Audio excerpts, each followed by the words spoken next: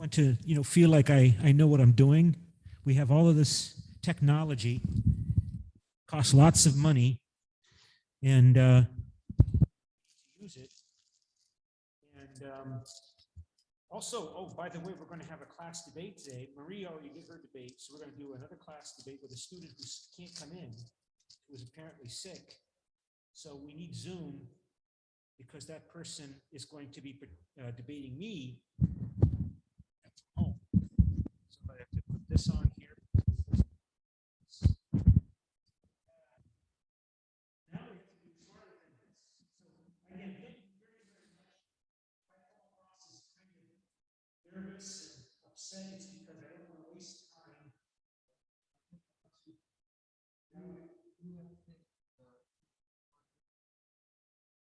What?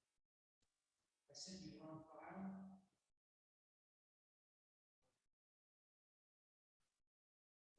Say it again.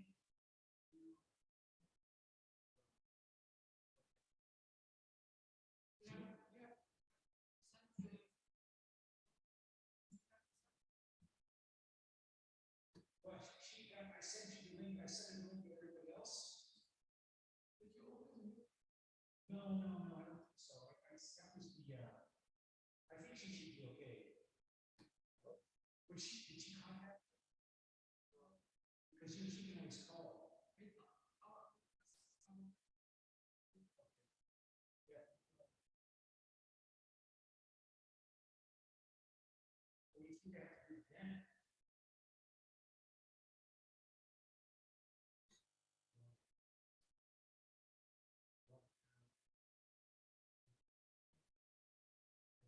This.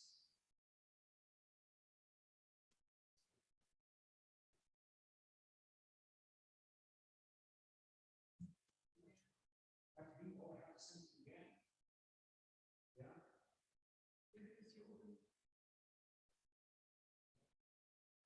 So I have to come in. So.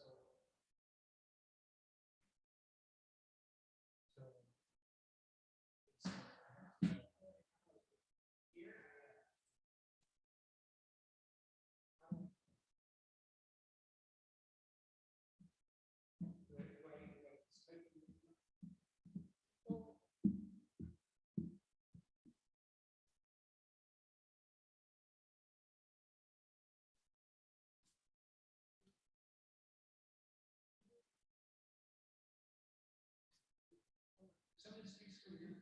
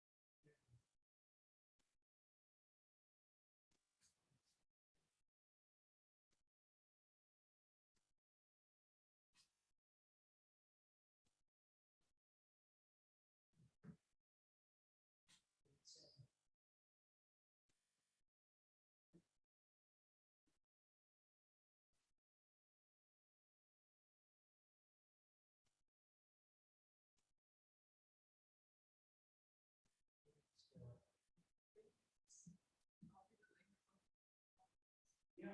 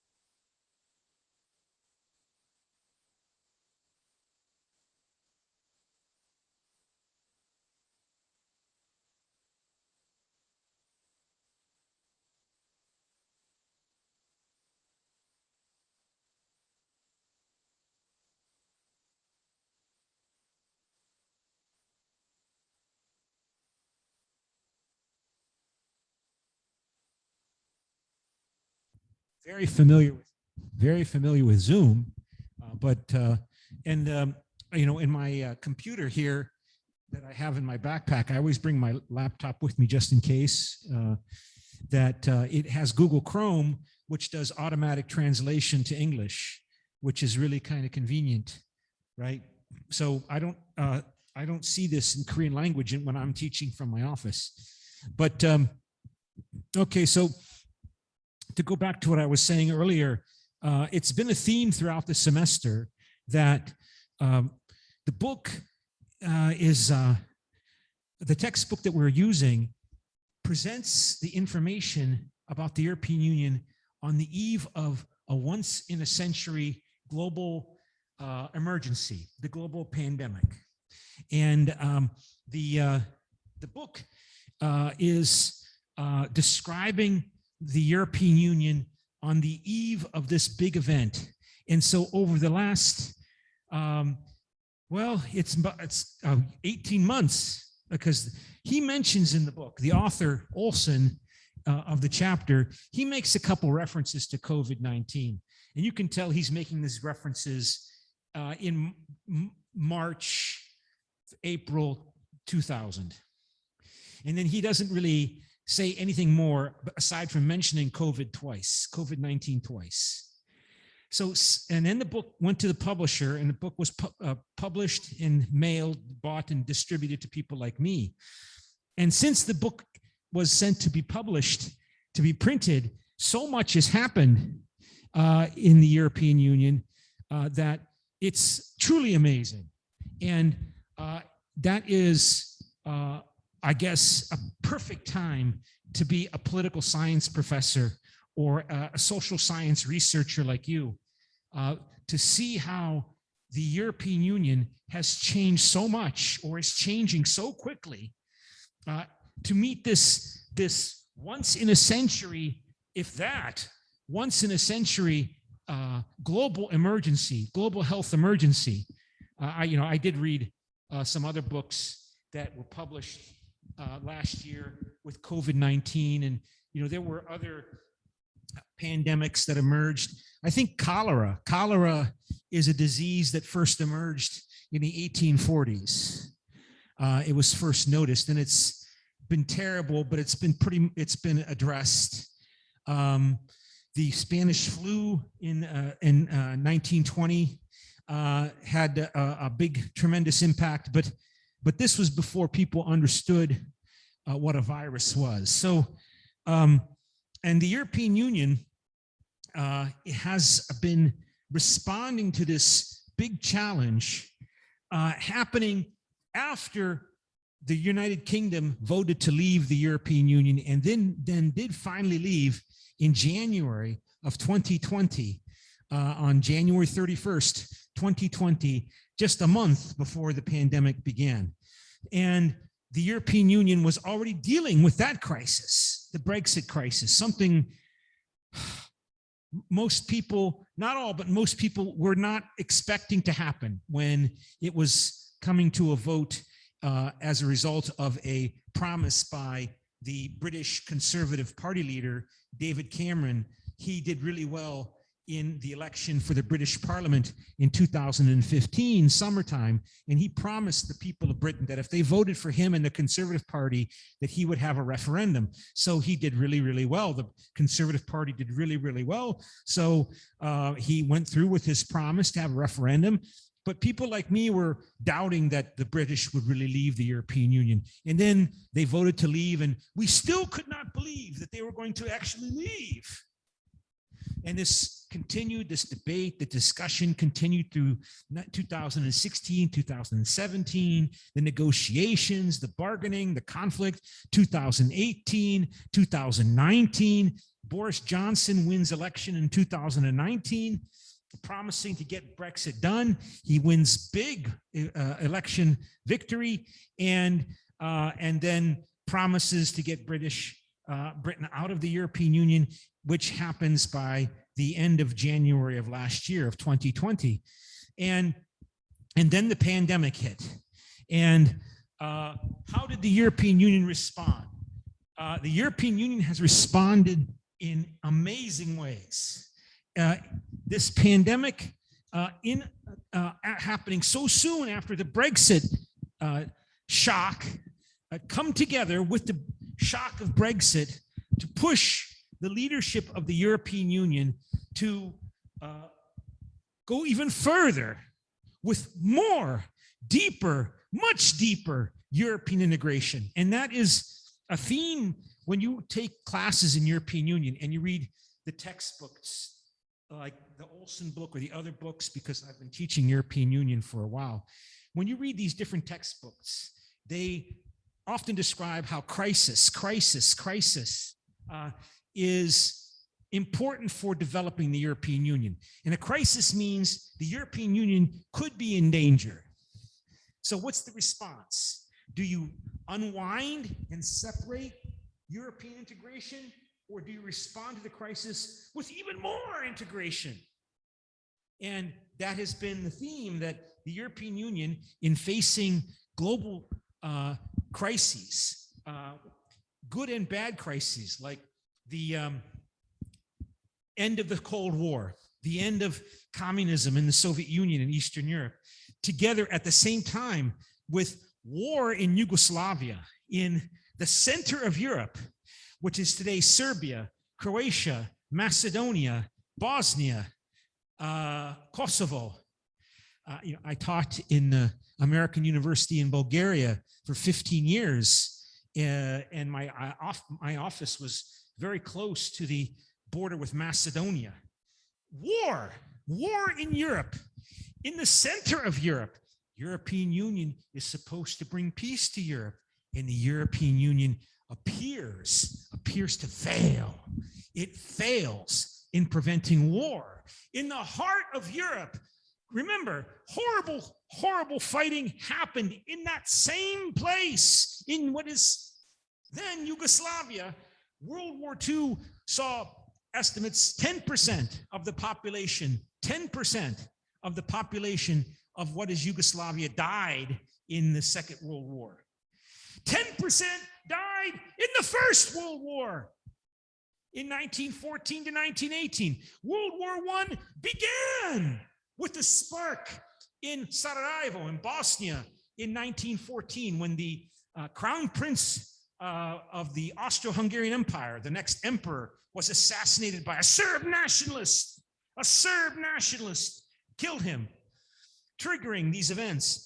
So Yugoslavia, the Balkan area is really important for European identity, European history, European awareness about what peace means in Europe. You think peace. What's the opposite of peace? War.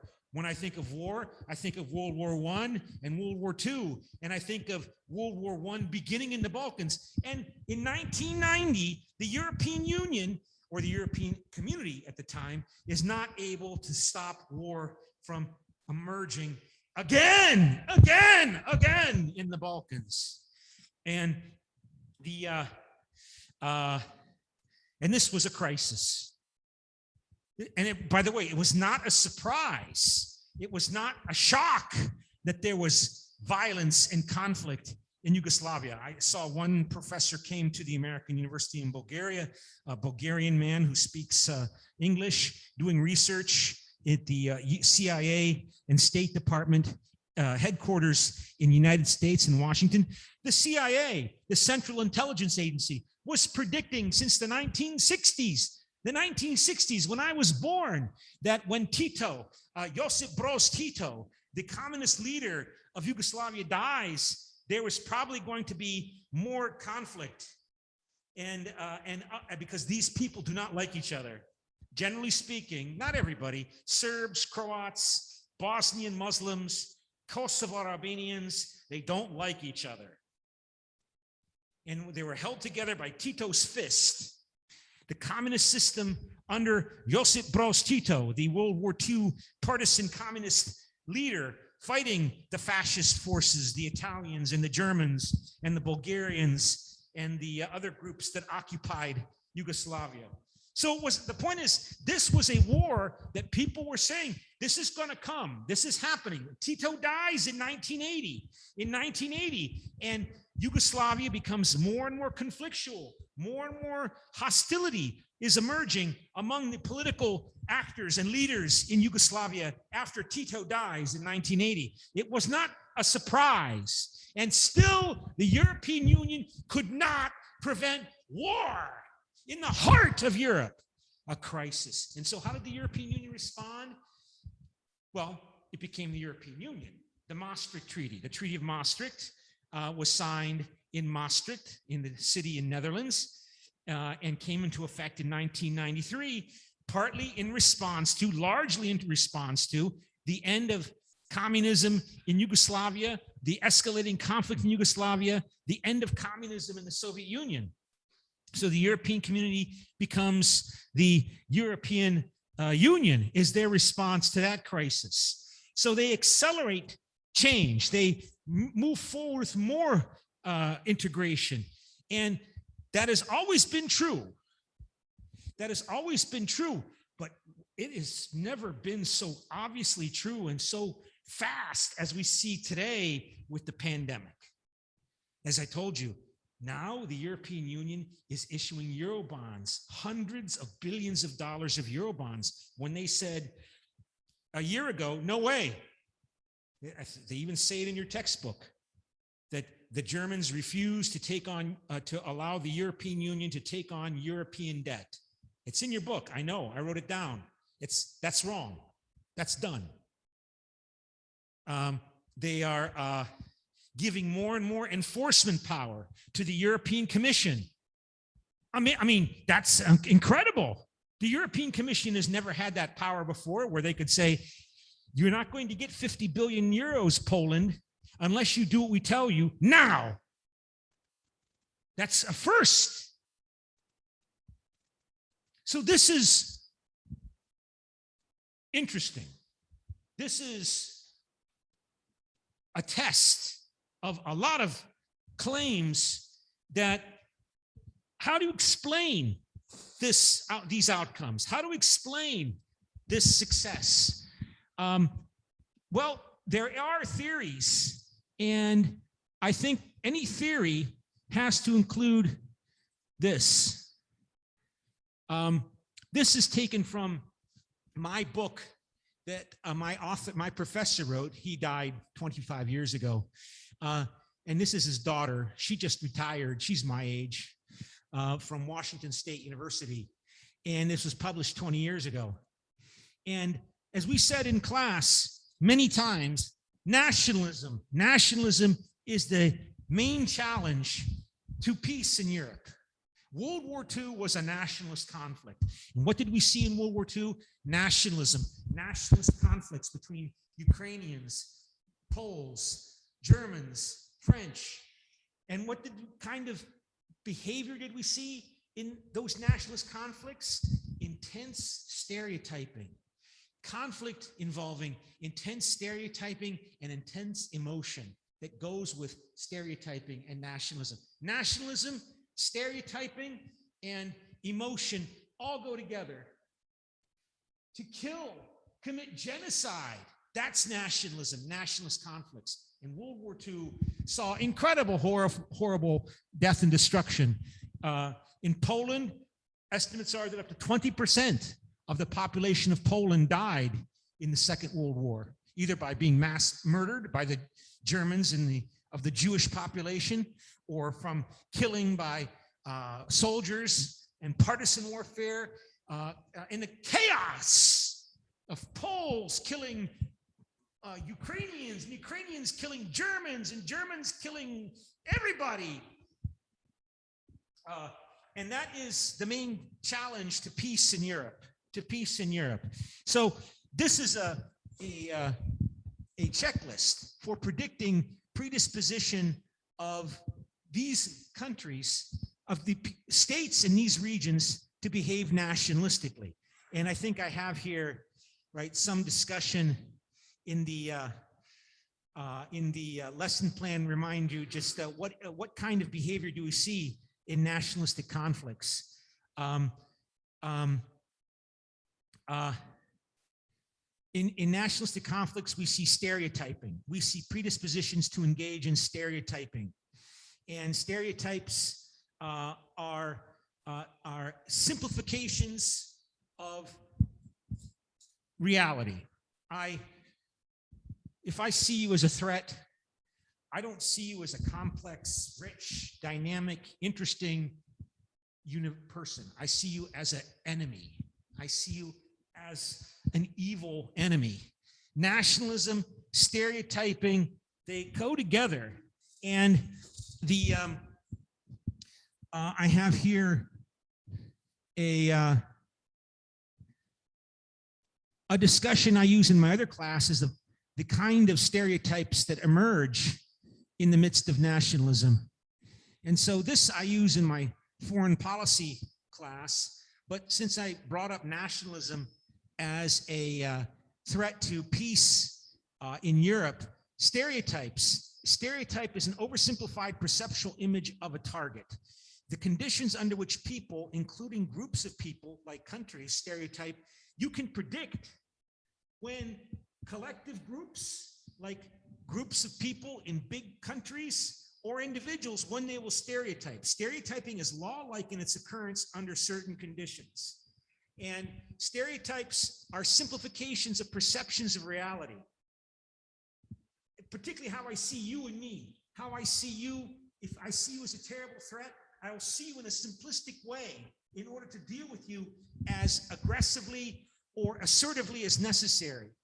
And you can predict the kinds of stereotypes that emerged.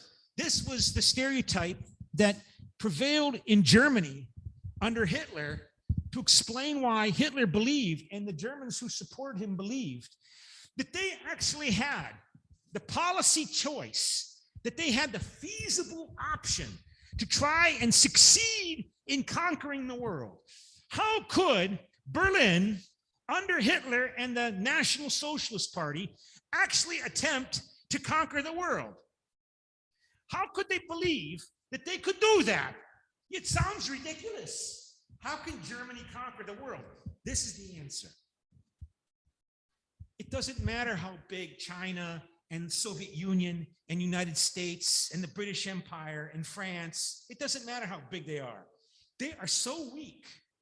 France and United States and those countries with democracies are so weak because they lack the will and determination to succeed. They're disorganized. They're confused. Paris doesn't know what it wants. London doesn't know what it wants. Moscow doesn't know what it wants because nobody's in charge. In 1930s, Paris or London, really? Yeah, there's a prime minister, but the prime minister of Britain can't do anything. Keep in mind, this goes across history, and this is what I think is emerging today. This is a side note, but remember, since the European Union likes to believe it's fighting for peace in the world, it's got to be concerned about the fact that the Chinese look to the Americans and they're starting to see this. The United States under Trump and Biden, they can't get organized.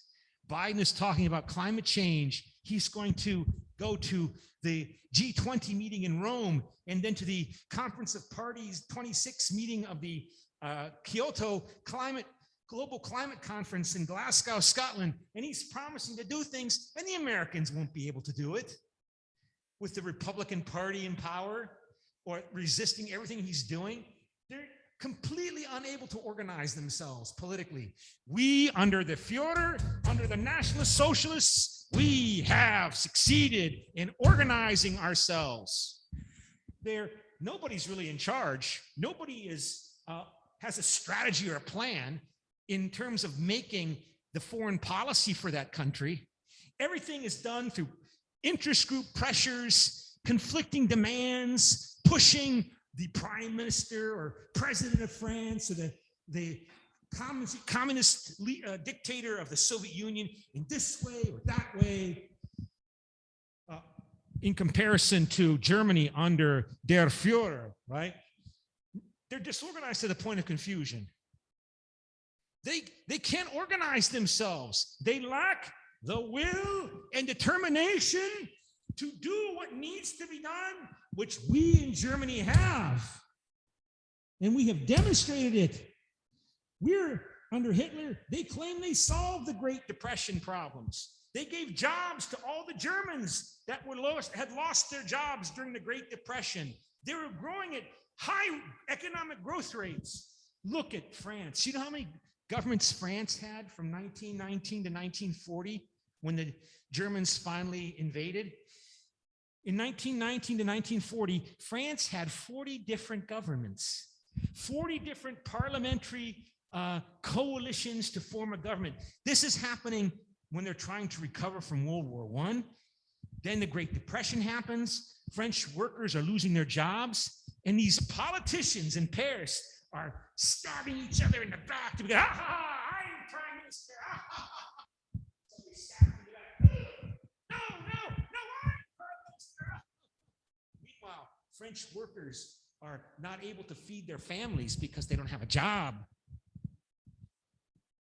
Hitler said, we don't need your democracy, France, and you don't need your democracy, France.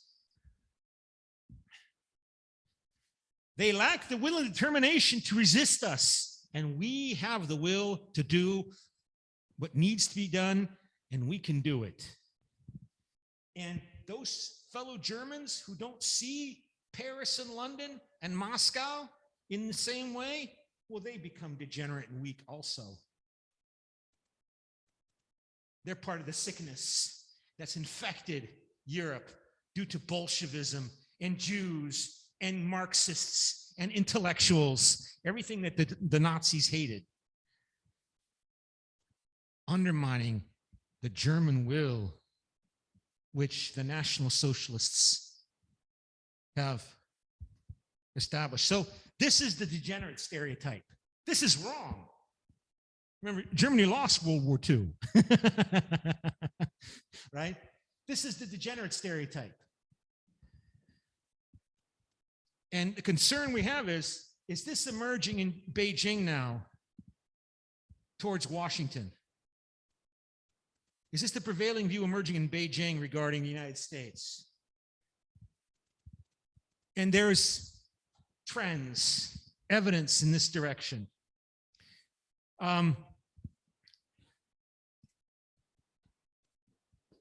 And this is the kind of stereotype you see when you perceive tremendous opportunity, when you see a tremendous opportunity as a country to expand your influence and power, And the European Union leaders seem to know that if there's going to be peace in Europe and peace in the world, because World War I and World War II may have started, well, at least World War I started in Europe. The Chinese and the Japanese invaded China in the 1930s, but typically we say, World War II was triggered by Europe. They seem to be committed to making sure that this view that Europe cannot meet the challenges is not confirmed. You have to disconfirm the stereotype.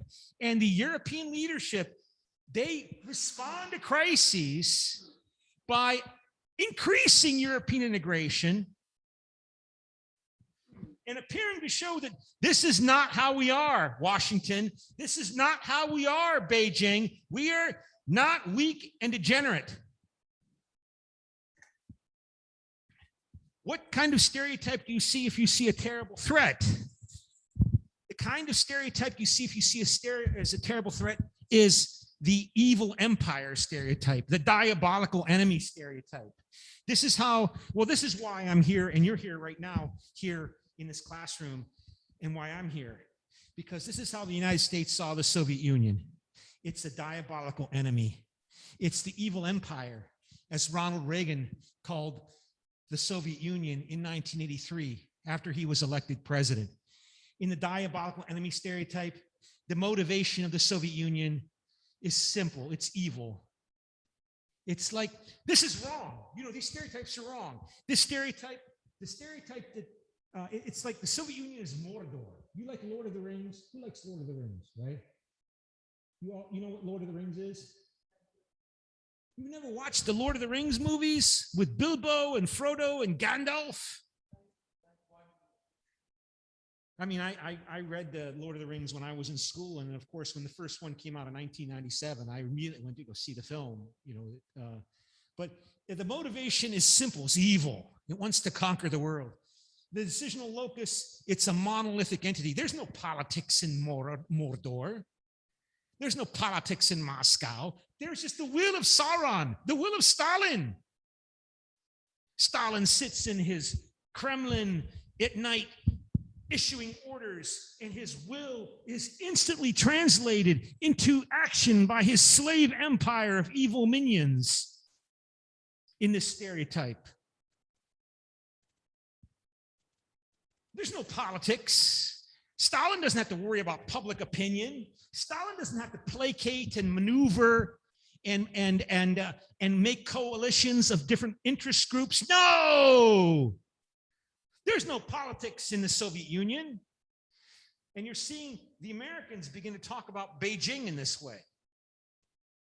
That there's Xi Jinping, and he is taking complete control of the political system.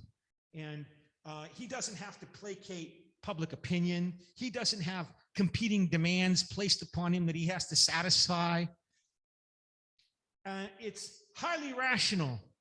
This evil empire is trying to conquer the world through its spies and enemies like Kim Il-sung in North Korea, or Ho Chi Minh in Vietnam, or Fidel Castro in Cuba, or Patrice Lumumba in the Congo, the Democratic Republic of Congo. Patrice Lumumba is an African Castro, is how the CIA portrayed Patrice Lumumba when they carried out a CIA operation to help overthrow him and put in Mobutu Sese Seko as leader until he died in the 1990s. Or Salvador Allende in Chile. They're all part of the world communist empire conspiracies, a global communist conspiracy. And their capability of the evil empire to succeed comes from the fact that we're a democracy, that in a democratic country like Belgium or South Korea or United States, well, South Korea after democratization, we have human rights, the freedom of expression, democracy, elections. We have a Congress or an assembly, a parliament that has to vote and approve, and we have to have speeches, and we have to try to persuade. Stalin doesn't have to do that. He just issues his order, and it's instantly implemented. So how do you deal with this threat? Remember, this is the stereotype that the United States had, that basically the Soviet Union was a Russian version of Adolf Hitler's Germany. And that by appeasing Hitler back in 1938, 1939, when people are watching Adolf Hitler's Berlin and wondering, why is Adolf Hitler so obnoxious? Why does he make these outlandish speeches talking about how Germany is humiliated and Germany will be great again, and we will make Germany great again? And why is he talking in such belligerent, hostile terms? It's because Germany is humiliated by its position after the First World War. So let's appease Germany. Let's appease Germany. Let's let Germany build up its army and navy and air force, which it was not really allowed to do after World War I. Let's let Germany unify with Austria, so all Germans are together in one German homeland and cannot be divided and exploited by Rome and Paris and London by turning Germans against Germans. All Germans in one state. Let's break up Czechoslovakia and let the German people living inside Czechoslovakia leave Czechoslovak land, take their land, and add it to Germany. And now Germany wants access to the German population in Gdańsk or Danzig, in that part of Germany that was separated from Germany after World War I.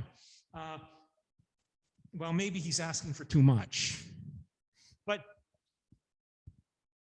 when they were appeasing Hitler initially in the 1930s, this was the assumption about why Germany was so belligerent.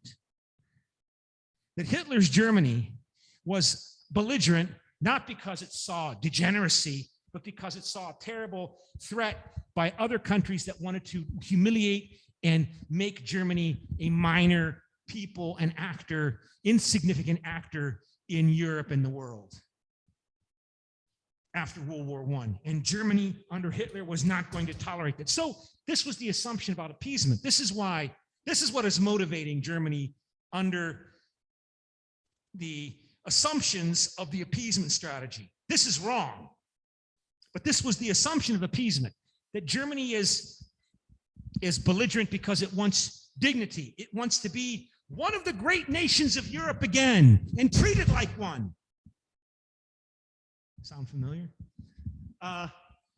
It wants national unity. All Germans in one Germany, not divided and under the thumb of the Czechs or the Poles. No! Together so they can be free and independent. Independent to be able to establish your own army, because under the Treaty of Versailles ending World War I, Germany was not allowed to have an air force. It was not allowed to have a navy. It can only have an army of 100,000 men. That's it. So they want independence. So let's appease Germany and let it be treated as an equal to France and all the other states of Europe. And the result was disaster, because Hitler is telling his friends and his cohorts and his opponents in Berlin that France and Britain and the Soviet Union, they do not have the will to resist us. We will push them and we will push them and they will give in. They will compromise. And if they don't compromise, if we have to fight a war, we will beat them this time, like we should have beaten them in World War I. We will beat Germany, and we will beat France this time. And so by appeasing a country that's belligerent because it sees this, you confirm, inadvertently, accidentally confirm that you are degenerate if you appease this. So why, again, this isn't just a history lesson. Why is China building new military bases in the middle of the South China Sea? Why is China building artificial islands with military bases in the South China Sea? Why is China greatly increasing the size of its military budget? Why is China developing new weapons systems? Why? Is it because China sees tremendous opportunity, or is it because China sees an emerging threat?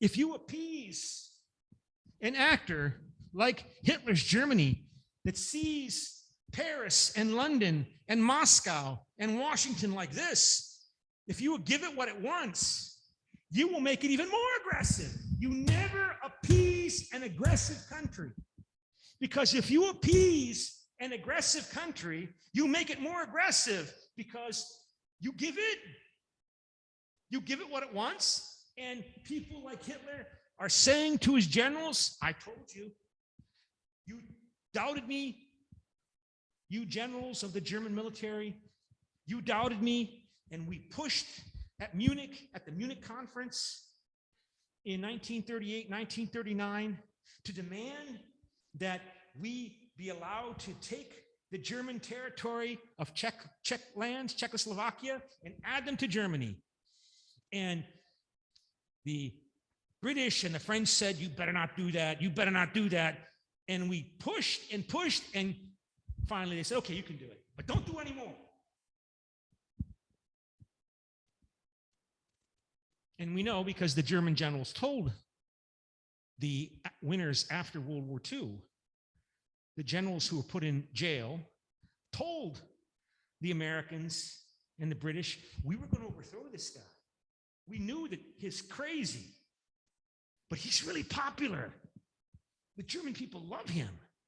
Not all of them, but most loved Hitler. A lot hate him, but the majority loved him. He made Germans feel good about being German again. But we knew this is going to risk another world war. And we were preparing to overthrow him. We thought for sure London and Paris would stand up to Hitler and said, no, you cannot take the German lands from Czechoslovakia. You can't do that. And if you do, it's war. So they were prepared. German officials preparing to overthrow Hitler and put him in jail. And then London and Paris appeased Hitler. And Hitler became strong within Germany as a result of that apparent success. And because Hitler became even more dominant, more powerful in Berlin than he already was, Germany became even more belligerent because he controlled more and more of Germany's policy-making process. Because he looked like he's right, that he's a political genius. He's indeed Germany's savior. Everyone doubted him, but he was right. London and Paris gave in and compromised and gave Germany what it wanted. And so he said, well, let's not stop there. Let's now make demands on Poland. So why am I telling you this? It's a theme in the European Union classes and textbooks that they talk very little about World War II, but you see it all of the time when you follow European politics like I do. The shadow of World War II and World War I, but particularly World War II, is always there. It's still there. They don't talk about it in the textbook, but this experience with what happened in the 1930s in Europe, it's always like this hovering spirit that, for example, as I told you, the Germans are committed to making the European Union integration project succeed. They are the foundation of these new Eurobonds. They are committed to making this happen. It has to work. I told you, the Germans, although the European leaders talk about developing their own military capabilities, Germans will not kill anybody.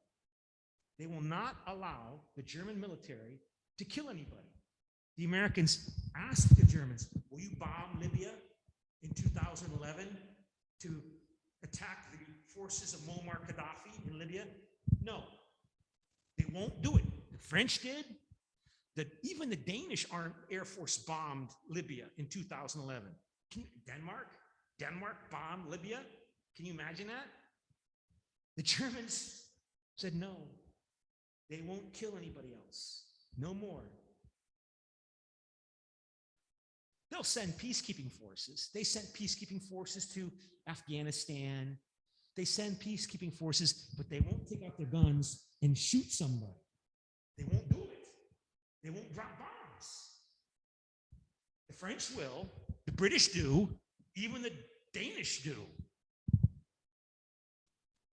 but not the Germans. And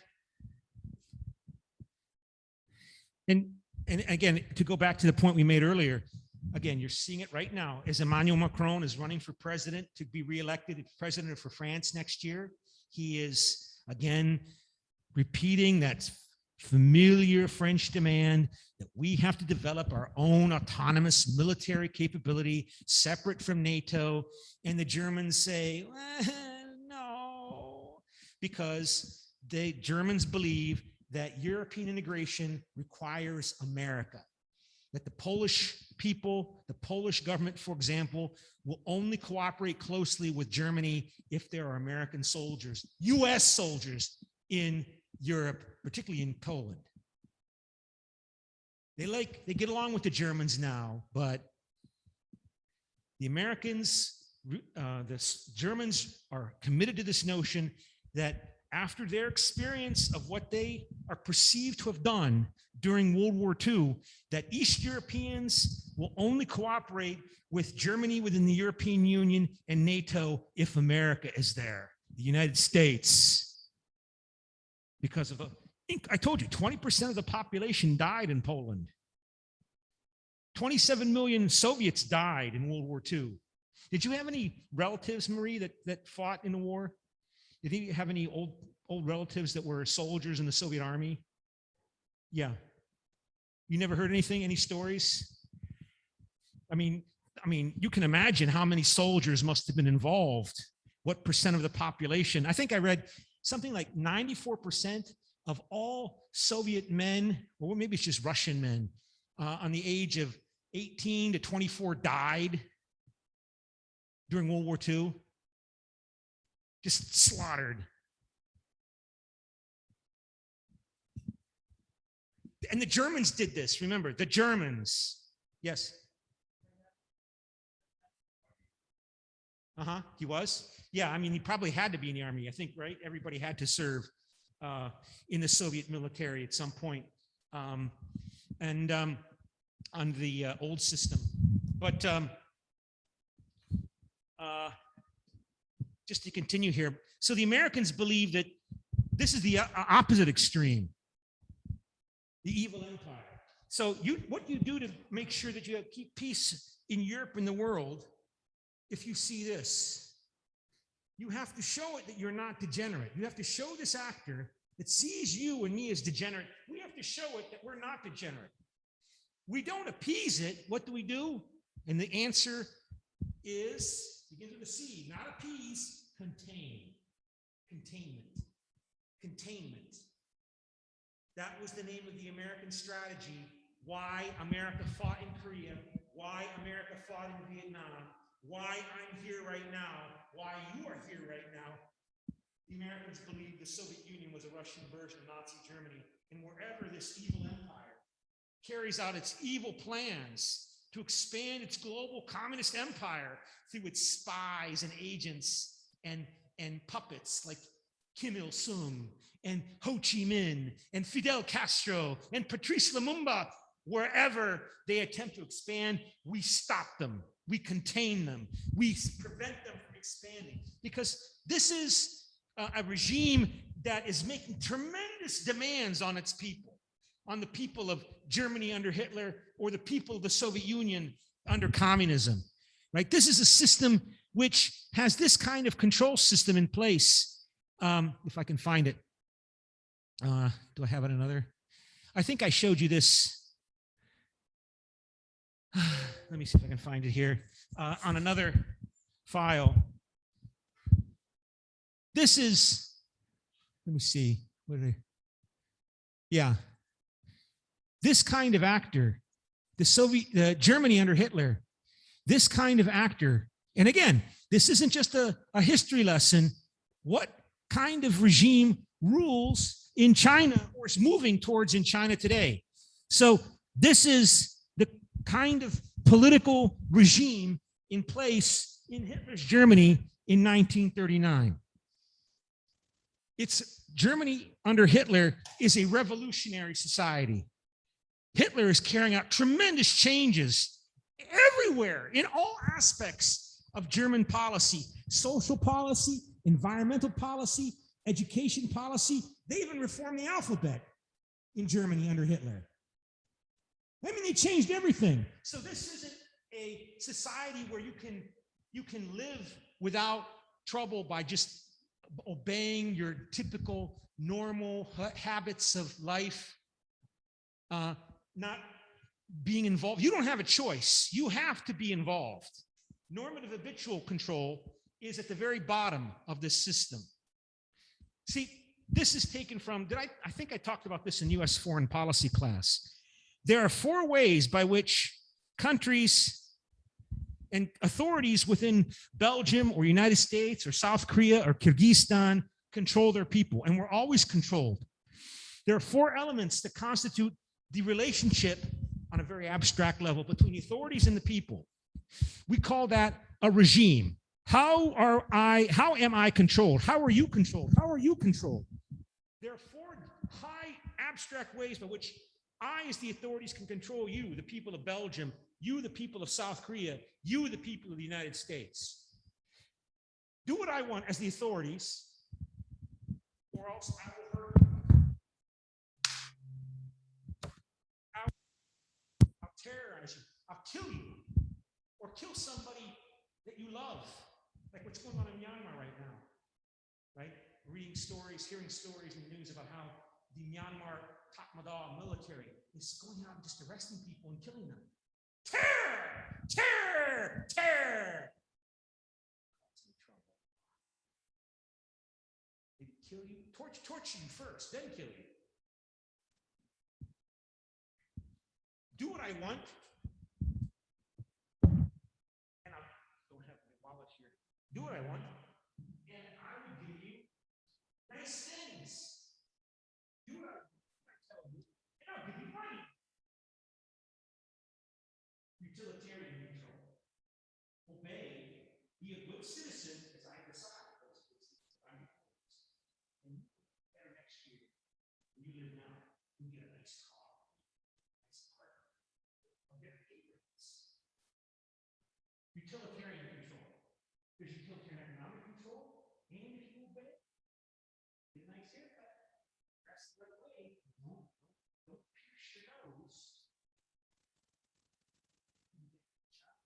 Samsung, Hyundai, General Motors, or Google, or Facebook, or a professional competition. Join the local party club for students and begin life professional competition. Do it with the other two. Do what I want because you love me. Because I represent your deepest dreams and desires as an American, as a Korean, as a Russian, as a Chinese. Northern African. I appeal to people to support me because I represent Germany, I represent China, and I make them feel good about being Chinese by giving them pride through amazing German achievements. We have taken back the Sudetenland. We have annexed Austria. We have done great things. You love me as Der Fuhrer, or Putin, or Xi Jinping, or Vladimir Putin, or Donald Trump. Northern control. And then northern control is the kind of control that emerges when you basically don't even think about politics. I just live my life. Yeah, these four elements are linked to each other. But I just habitually obey the norms of right and wrong. I don't question. I don't think about politics. And I just obey my heart. So, what was the system in the United States, let us say, at the beginning of World War II? And this is still true today, right? Most of the time, most people in America don't think about politics. They live their lives, they eat their McDonald's, they eat their Domino's pizza, they watch their Netflix, and they watch their entertainment, and they go to work, and they don't really pay much attention to politics and current events. Of course, you think in America that if you obey the rules in America, you're going to live better next year. Utilitarian control. Coercion. Most people in America are not controlled by fear or terror. Right? But down here, of course, is normative active control. This is the kind of control. We talked about this, I think, already in this class, right? This is the kind of control that is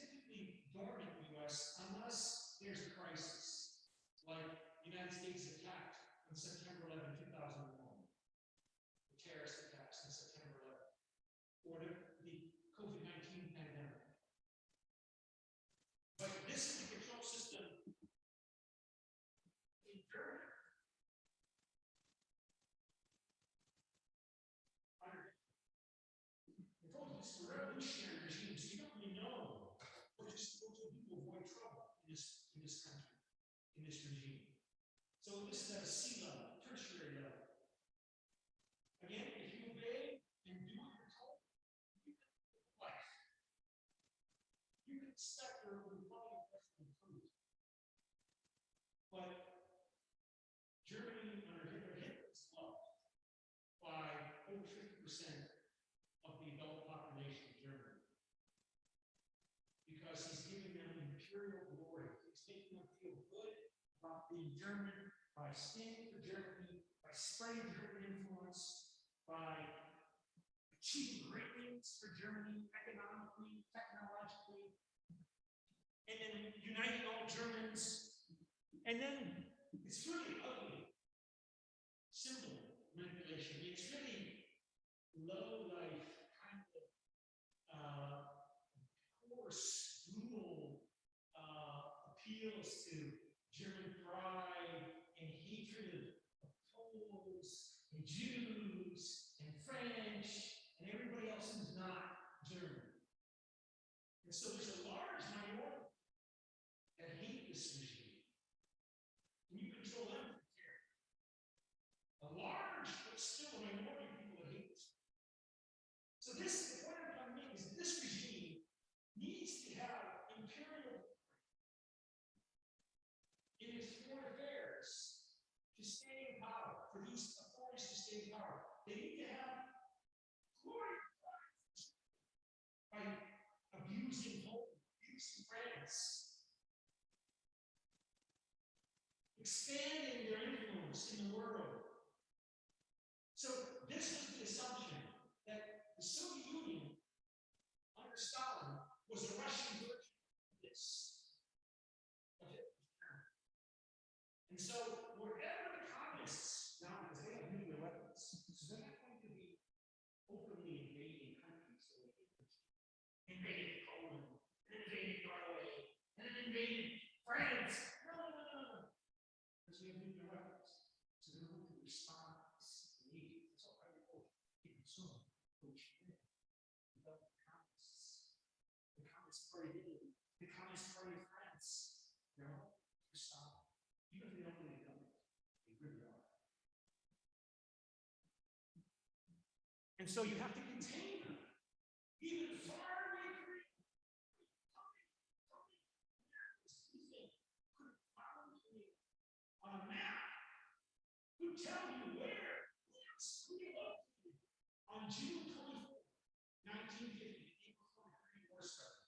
How many percent of American people could look at it? Put up and say, oh yeah, there's Korea. 99% would not know where Korea is. Why?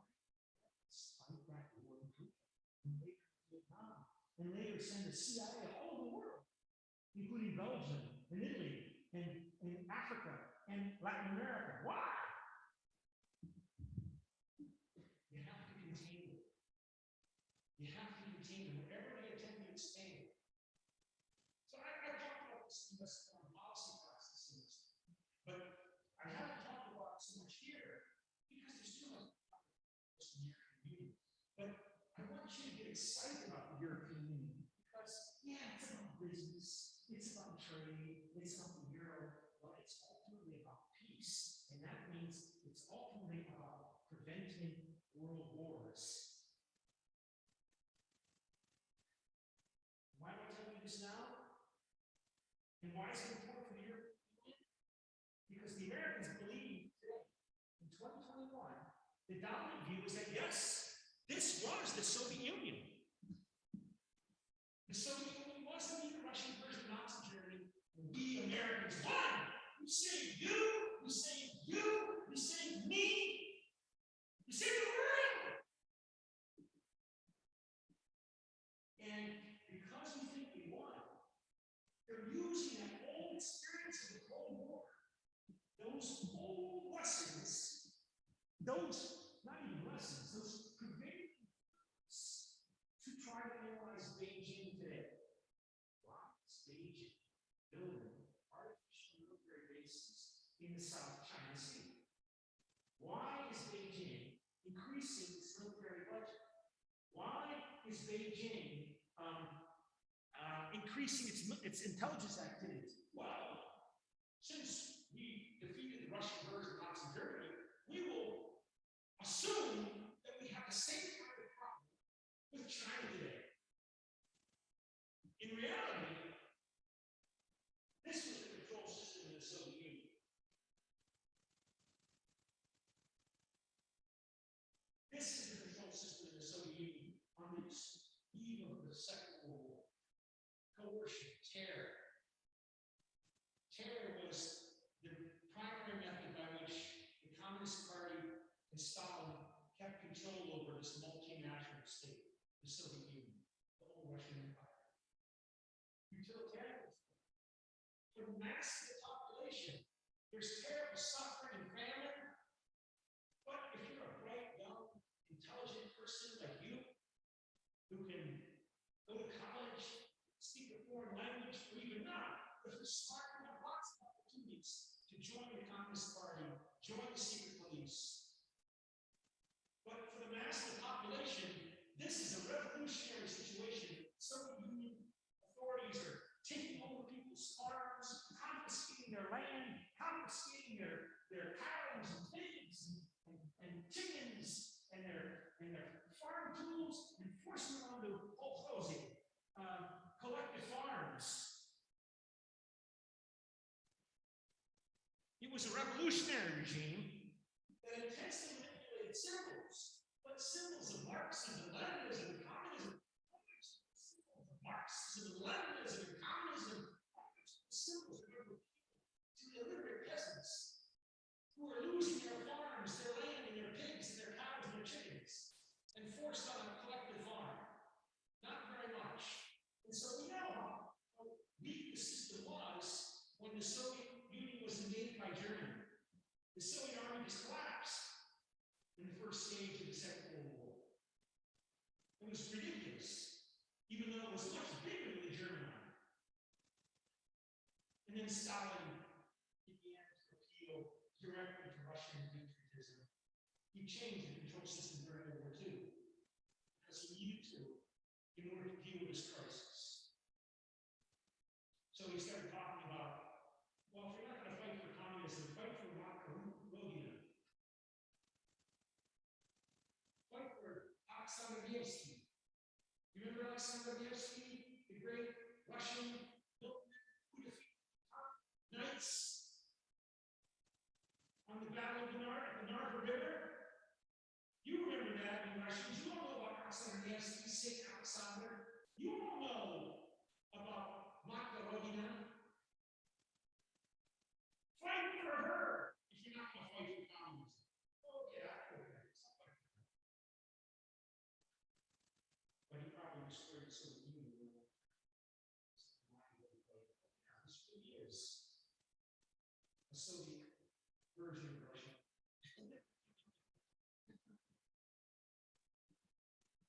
World War II ultimately.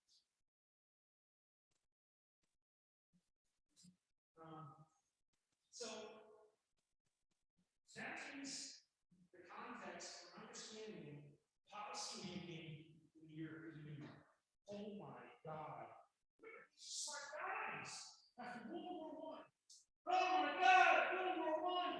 Look what happened. Tens of millions dead. Bolshevik revolution in Russia. Ah! Never again! Never again! Never again! And then it happened again. World War II. Ah! It happened again!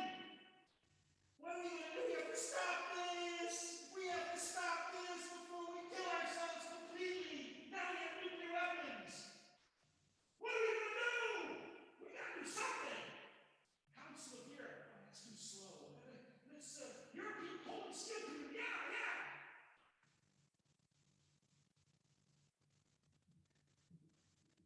So when you read chapter 12 in the policymaking process of the single market and how it's incremental and how it's complicated, it's all about peace, right? The simplicity, the simplistic core of nationalism. Encourage people to see complexity. If you're not crazy, if you're not stereotyping, and you see Washington or Berlin or Beijing or Brussels or Seoul or Pyongyang with complexity, what do you see? I think I have it here. I think I have the other file.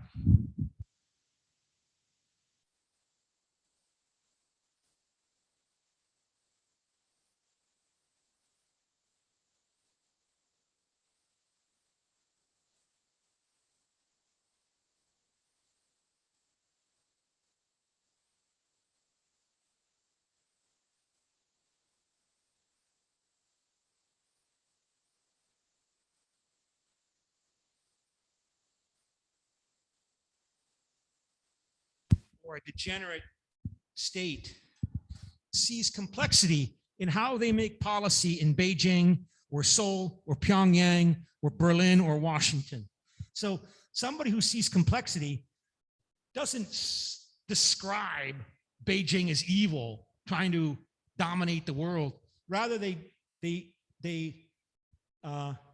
describe the motivations of the country rather than judging them. Somebody who sees complexity sees a number of component interests shaping the foreign policy behavior of Berlin or Beijing or Washington, and satisfying all of these competing demands from all these different competing interest groups is a challenge. It's hard for Xi Jinping to be president of China and stay president. It's hard for him to satisfy all the different groups that are making demands on the Chinese foreign policy. The leadership of the country provides some coordination for a large number of competing functional organizations. The decisional style, it's incremental. So it means that what is created today as a policy and all of the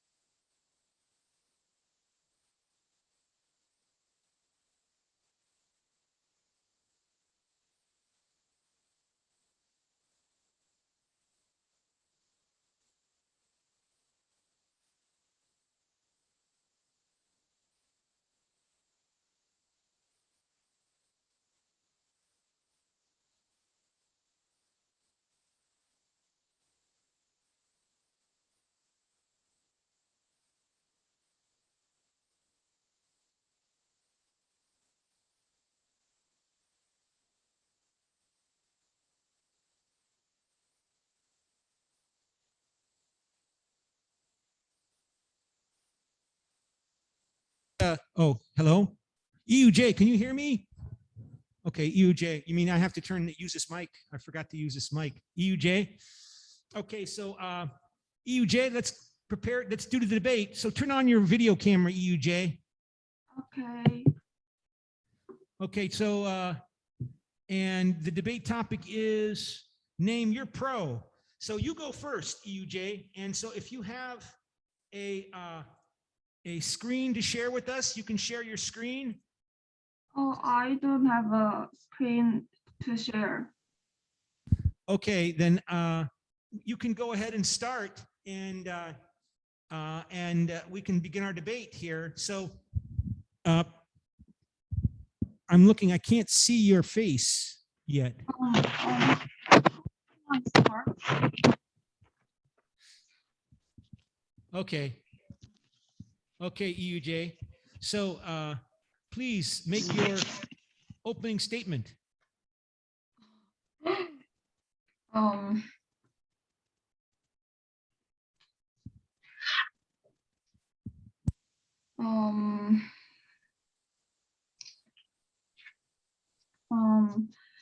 I agree with this week's debate topic. In other words, it is said that the European Union did not respond well to the COVID-19. In the book, it is said that border inspection and search have been established throughout the EU due to the COVID-19 pandemic, and it is unclear whether new standards will be established after the crisis. And you can ask questions for extra credit if you would like, anybody in the audience. So does anybody have a question for EUJ? If not, I will then make my opening statement. Ladies and gentlemen, because there's 3 ladies and 1 gentleman,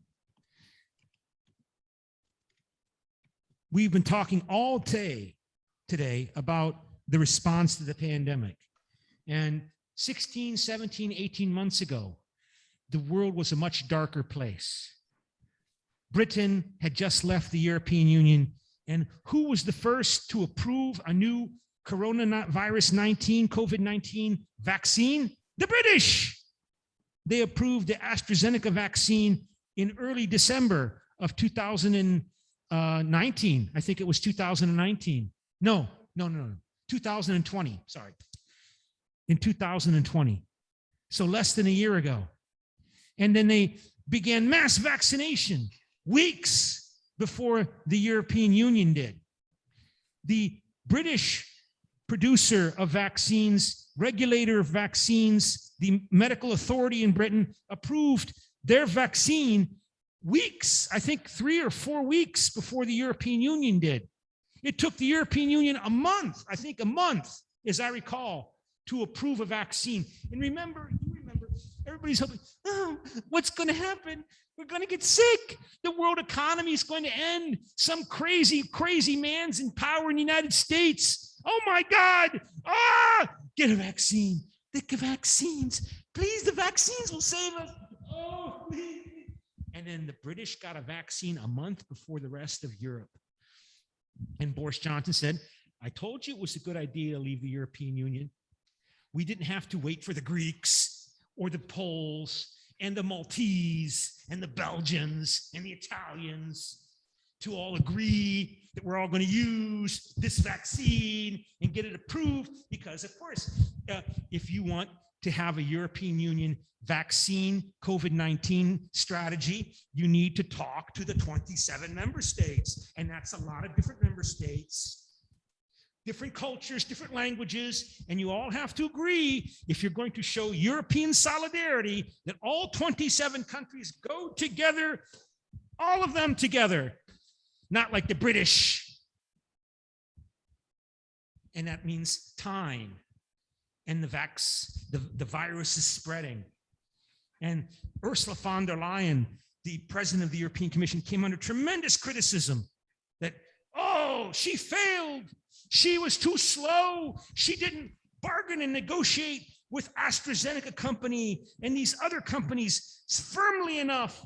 She negotiated, whereas Boris Johnson, who was leader of wartime, in effect, like wartime emergency Britain, could demand that AstraZeneca, which was a Swedish and British company, not just a British company, that they supply Britain first. He didn't have to talk to 27 other member states about how to do this, blah, blah, blah, blah, blah, blah. And it looked like, and of course, Boris Johnson was saying, I told you it was a good idea. It was a good idea to get out of the European Union. I was right.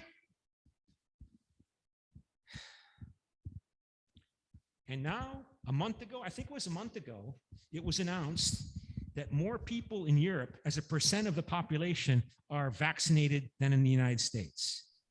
That European Union has exported hundreds of millions of doses of vaccine to Africa and Asia and Latin America.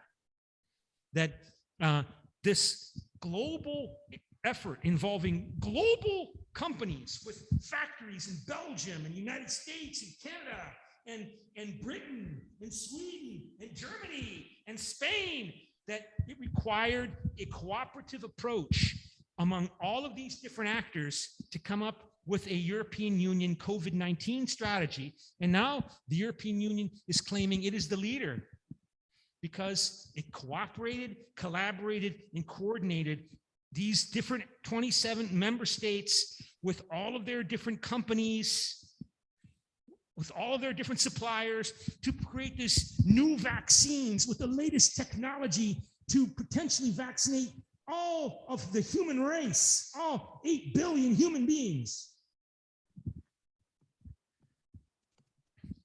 So I think when this is all finished, we're all going to say the European Union made more of a contribution to Europe and the world than Britain did. We're still in the middle of the pandemic. We still have to vaccinate Africa and Asia, where only several percent of the population are vaccinated. But you watch, 2 years from now, we're going to say it was Europe that played the leading role in addressing this crisis. Yeah, China and US, very important, but it's Europe that's going to be the main actor. Remember, BioNTech is a German company that developed a vaccine that Pfizer is now producing, but it was a German company, BioNTech, vaccine that I got by a Turkish husband and wife scientists from Turkey whose family moved to Germany, created BioNTech, and it was BioNTech that created this vaccine that Pfizer is producing, manufacturing. It was a Hungarian woman who invented or discovered our mRNA technology. She went to US, but she was Hungarian originally. But it was BioNTech that invented the vaccine. Okay, EUJ, you want to respond? Okay, what is the reason for Europe's failure to respond to COVID-19, which has a rich, excellent health and welfare system and a political consensus that the state should take care of its citizens? Another reason is that the population is older than other reason, and that it is easier to move between countries.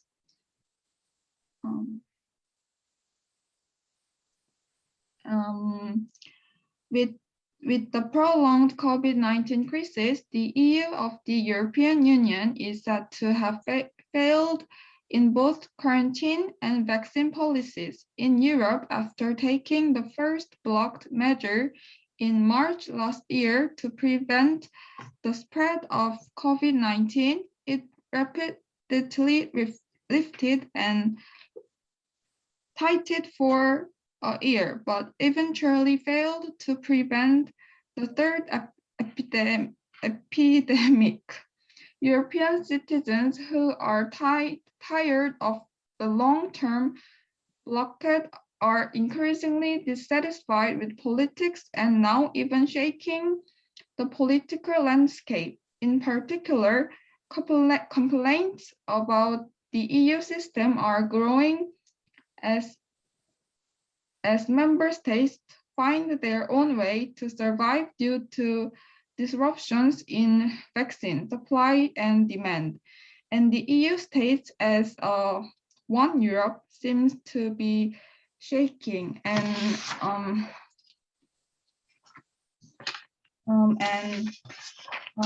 I want to say after the outbreak of novel coronavirus infection disease, people in some countries always wear masks when they go outside and others do not. The BBC reported that wearing a mask is not a medical condition, but rather a cultural tradition.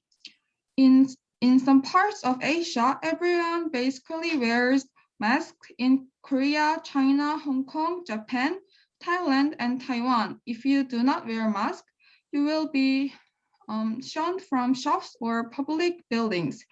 In Hong Kong, for example, some tabloid newspapers have criticized foreigners and tourists who were not wearing masks.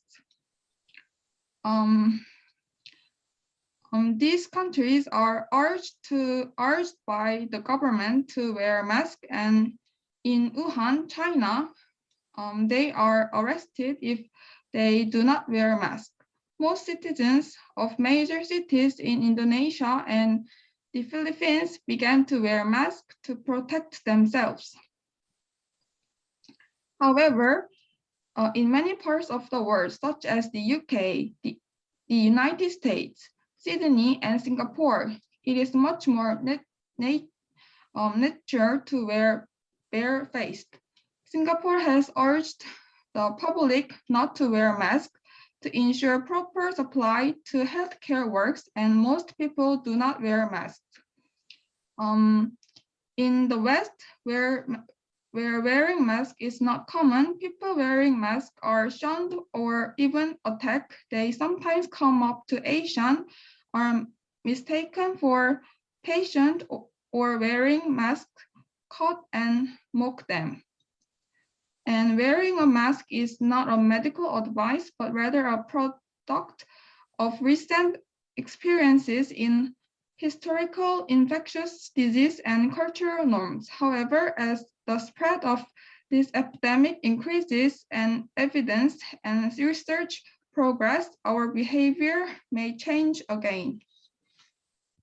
I think I would just add, however, that if China is making these achievements, it's a lot of ways how Germany under Hitler was making great achievements in the 1930s, ultimately to result in disaster. And I'm going to argue later in the semester that we see China moving in this authoritarian, populist, aggressive direction. And yeah, it's going to claim, like Germany did, we solved the problems of the Great Depression. China's claiming, yes, we solved the problems of the pandemic, but it's going to end tragically, just like it ended tragically for Hitler's Germany. You have the final word. And I saw the latest news that I didn't watch the Netflix the recent movie Kids Game, and the people were playing the Korean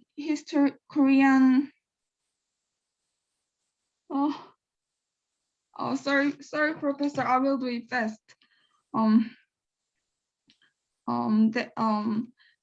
They were playing Korean game, but they were not wearing a mask and just playing the Korean game. So I felt very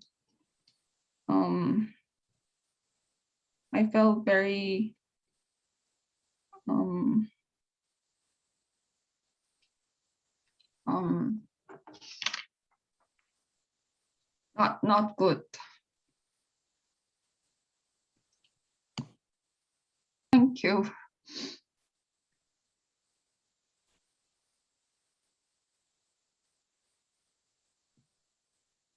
That's all.